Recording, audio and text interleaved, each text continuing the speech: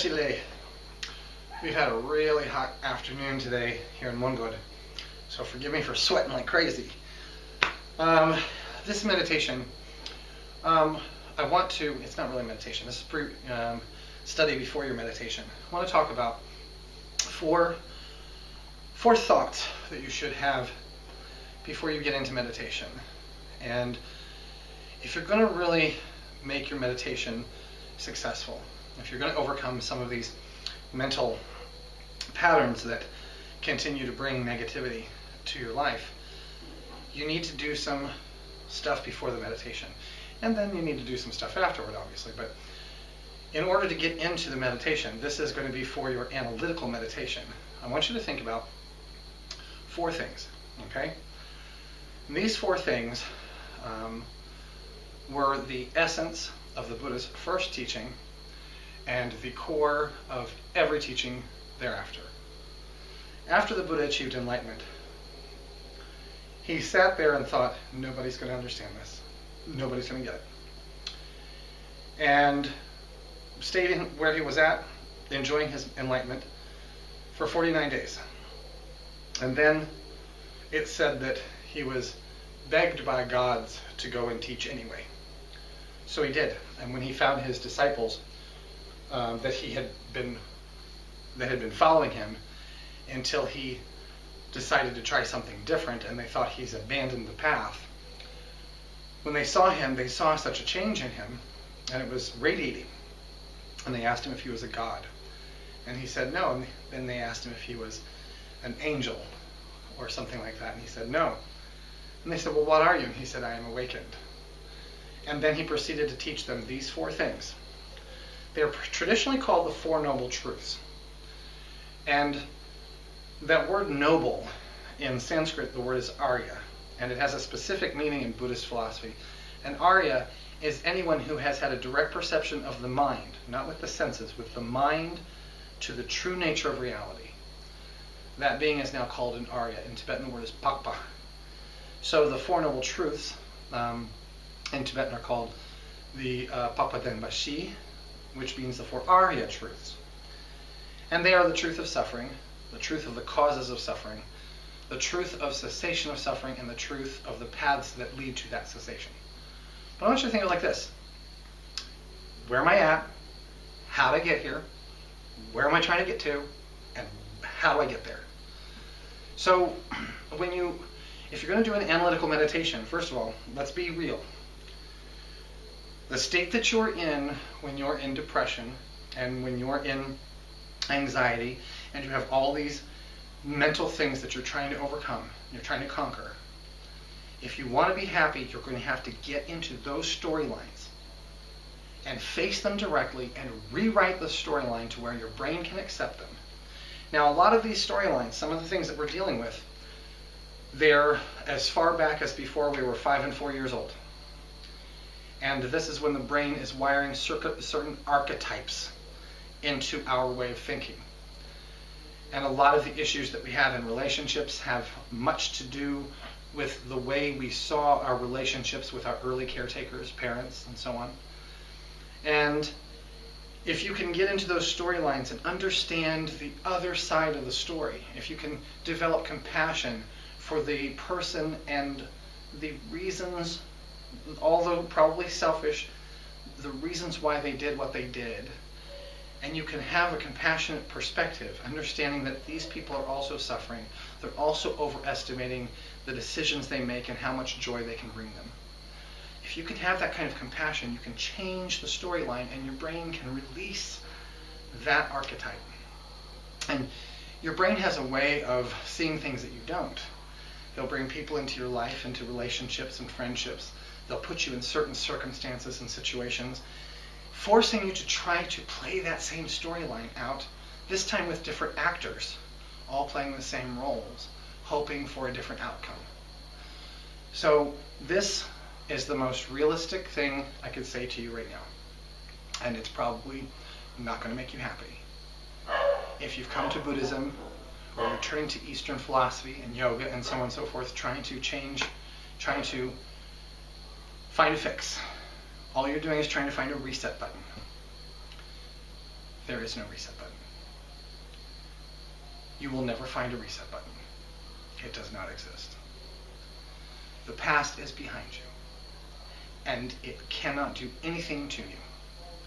Only your thoughts that you keep thinking over and over again. And I think of it like this. We've all played that little volleying game with the little balloon, and I pop the balloon over to you, and you bounce it over to me, and I bounce it over to you, and we try to keep it from ever hitting the ground. Let the balloon hit the ground. Let it pop. Stop keeping those stories alive. If you think in terms of the first moment that you were born, the first time you drew breath, all the way to the last time you will draw breath, as a continuum of dominoes, and each domino represents a millisecond in your life, or a moment in your life. Each domino cascades into the next domino. That's all it does. It flows. You will never find a domino that just stays there for longer than a millisecond, longer than a moment. It must move into the past and into the future. It's knocked down from the past and it moves into the future. So the only thing you have right now is here and now.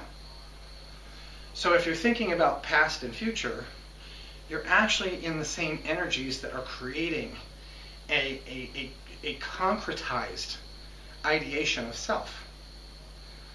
You have to be in this present moment. Okay? Easier said than done. Particularly if you right now are watching this video and you're going through some kind of depressive situation. You're looking for an answer. The answer will not be found by holding on to that idea of the past. It's gone. You have to change the storyline. You have to get in and do the work. So analytical meditation is best for you. You have to go into those storylines and rewrite the story to where the brain can accept it. And I've told this story 1,000 times. My dad, I'm sure, doesn't care because he knows it will benefit others, and my dad is an amazing man. But we had a rocky start. My dad is actually not my biological father. He adopted me when I was 5, and I didn't find out till I was 17. And the first day that we lived in the same house together, he turned me over his knee and he spanked the crap out of me. I was a pretty spoiled boy, but that wasn't the reason why he did it. He did it because the older people in his life told him that that's what you need to do to make sure that this child accepts you as his father. And it wasn't until years later, after I found out, I was probably in my early 20s, my dad told me that that's what had happened. And he regrets that decision because it colored the relationship that we had up until the moment he told me that. What happened in my brain was the storyline I had been holding on to transformed.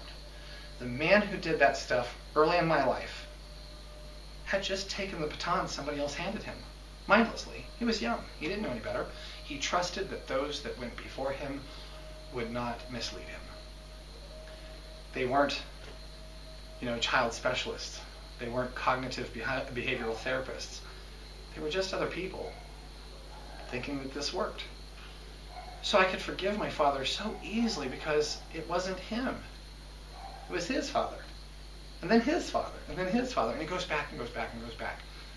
The moment of wisdom happened and forgave the entire lineage of mistakes. So, and then it changed my archetypes, my relationships and the friendships I was having started to change. You've got to get in and do the work yourself. So you start with where you're at. I'm suffering. I'm suffering. You can do a sky meditation and that I've posted before, or some kind of mirror, the mind is a mirror analogy, if that helps. But I really think that what those meditations are going to do is they're going to basically subdue the symptoms for a moment. And when you come out of meditation, you're probably going to get back into those situations again. Without the analytical meditation of saying, this is where I'm at, let's analyze how I got here, change the storyline so I can get here, okay? The way the Buddha presented those four was not necessarily in chronology of how they happen. He started with where we're at, and that's where you need to start. Where am I? I'm suffering. All right, well, how did you get here? Let's not hide from the storylines. Let's not turn our back and act like they didn't happen. But let's transform the feelings that we have. Maybe we did these things.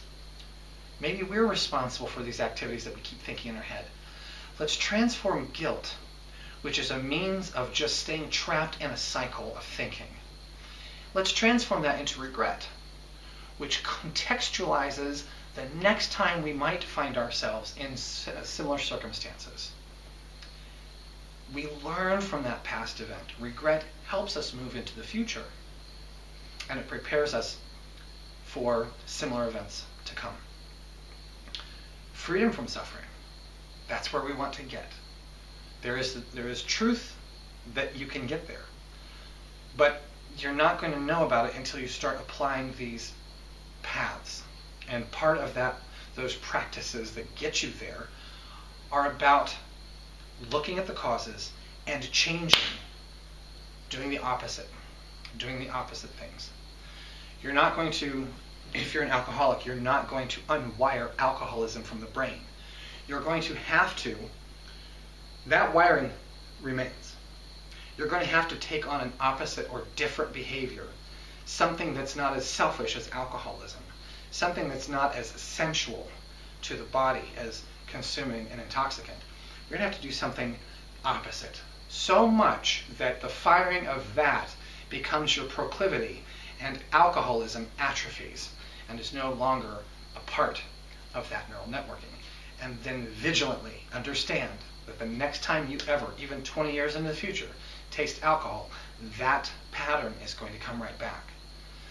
So a cessation is not a cessation unless it always is gone, unless it's gone forever.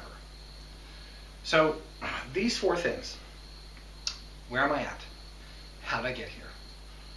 What do I need to do to get here? That's what the Four Noble Truths are. Well, that's what they are. So you can get into your meditation, you can sit down, and instead of being afraid and uncomfortable of thinking those thoughts that hurt, get into them and think them deliberately and change the storyline. This person did this thing to me. Well, aren't they also overestimating the selfish behaviors, the selfish activities and endeavors that they're chasing after? And of course, we ourselves, by wanting them to do all the things we think that they should be doing to make us happy, are being selfish. If we truly want to develop love for others, and we want them to love us as well, then we need to do everything we can to help them be happy, even if that means to allow them to do things without us. To go on and have your life. You know this word bae, B-A-E, before anybody else? That's just being unrealistic. That's setting yourself up for failure. You're dating a human being. That human being is going to make decisions. They're going to have relationships you can't possibly have with anybody else.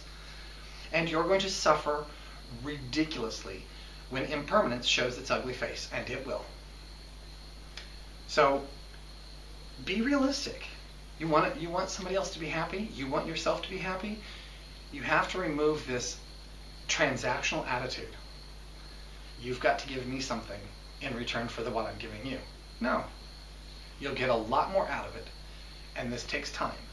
The further you develop this and you truly bring it to a point where you love without expecting anything in return, your own joy will blossom like crazy. You'll get to that third path. But you start with where you're at. Be realistic. I'm suffering. There are causes that led me to get here. I'm going to face those causes, and I'm going to rewire those storylines. I'm going to change them and make them acceptable for myself. And you will know when it happens, because there will be sweet release. And you will get there. So then you put the proper causes into motion of how to get where you want to be. That's the whole Buddhist path. That's all Buddha taught. Suffering, its causes. Happiness, its causes. So be realistic. When you sit down on your cushion, don't fantasize.